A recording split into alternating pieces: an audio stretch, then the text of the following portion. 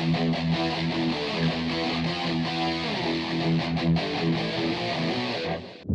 guys, Roman Reaper here. So I'm outside the cinema. I'm about to learn the ancient art of spycraft. Yeah, I'm about to head in to see Black Bag, new film from Steven Soderbergh. This looks really good. Looks to be a really solid, stylish, like old school spy film. Really good cast as well. And hearing a lot of great things.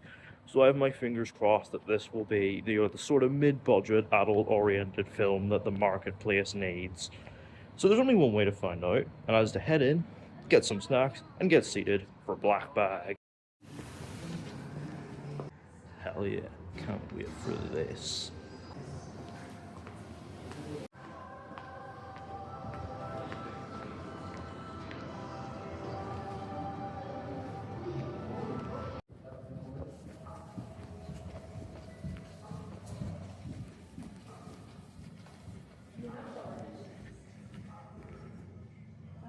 So I've got my popcorn here and a Sprite, ready for what might just be the closest we'll ever get to Michael Fassbender as James Bond.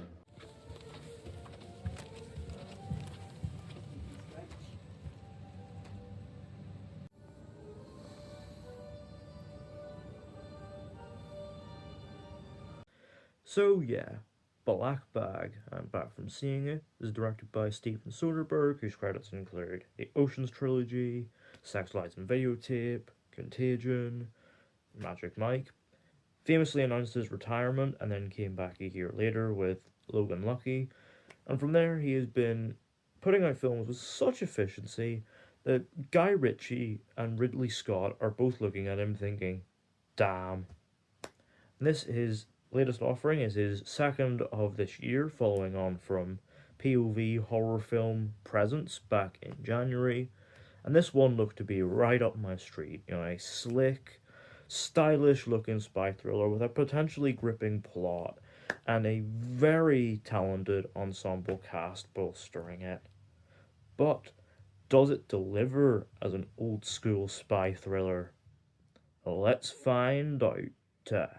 So the film follows George and Catherine Woodhouse, two intelligence agents who, despite their profession, have managed to maintain a stable marriage where they are both open with each other, but also have their own secrets, which they keep in their black bag. One day, George receives information of a list of agents suspected of leaking a top-secret software program known as Cerberus, of which Catherine's name is on the list. And so, forced to make the difficult choice between his loyalty to the nation and his loyalty to his wife, George has a week to uncover just who the leak actually came from. So, over the last number of years, there have been complaints in the wake of the dominance of big budget blockbusters such as the MCU. There have been complaints from a not insignificant portion of film fans online that there aren't nearly enough mid-budget adult-oriented films being put out. And look, the cinemas need mid-budget fare because, as much as the blockbusters are what bring the money in, they gotta have the mid-budget genre fare to, a bit of variety in the multiplex ecosystem that also caters to a larger variety of audiences. And so, yeah, Black Bag fits this bill to a T, so I hope to God these people show up for it. Because, yeah, this was absolutely fantastic. Now, the thing I have to note right from the start is that this runs at a very lean 94 minutes. And it is truly impressive just how tight and economical the pacing of this film's storytelling is. Like, right from the opening scene, we're introduced to the overarching plot and the time-related stakes. Before, the next scene, we're getting introduced to the characters and their dynamics, which, constantly evolve over the film. And, throughout all of this, the clock is very much ticking. The urgency of the film's stakes is right at the forefront of every single scene. It is all thriller, no filler, not a second of it is wasted. And yet, what's truly impressive about it is that it manages to fit in a lot of expertly done character development, but also keeps enough distance emotionally to allow us to buy into this, world of secrecy. Like, it's quite the balancing act, and Soderbergh pulls it off with flying colors. And yet, for all the exciting spy thriller stuff, and there's plenty of it here, you've got like satellite surveillance and lie detector tests, and offshore accounts, and the overarching threat of war.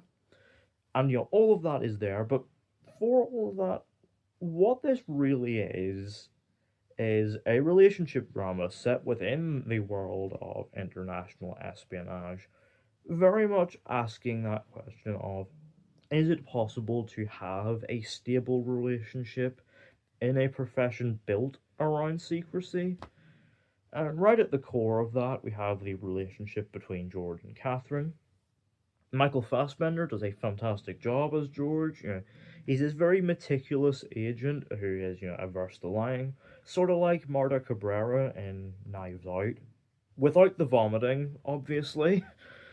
But yet, he is also willing to do whatever it takes to protect his wife.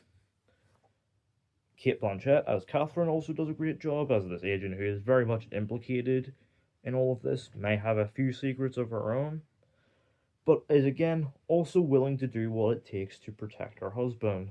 And the chemistry between Fassbender and Blanchett is there, so you can really buy into their relationship. And, you very much buy in to their sort of romantic history without the need to actually take the time to establish backstory, which, again, is truly impressive.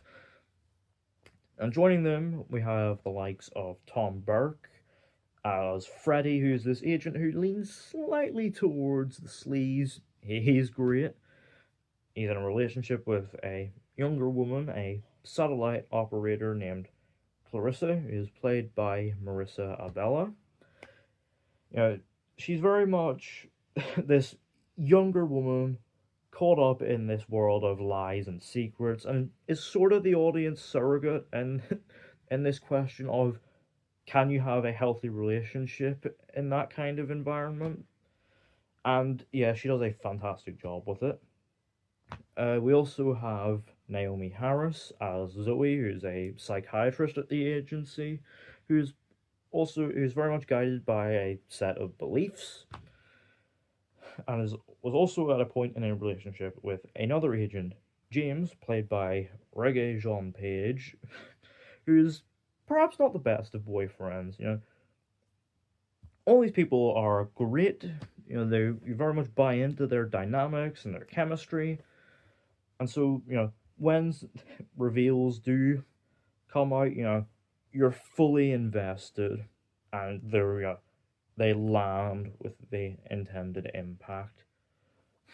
Rounding things out, we have the wonderful Pierce Brosnan, 007 himself, who's this veteran agent who is very much like putting the pressure to get to the bottom of this thing.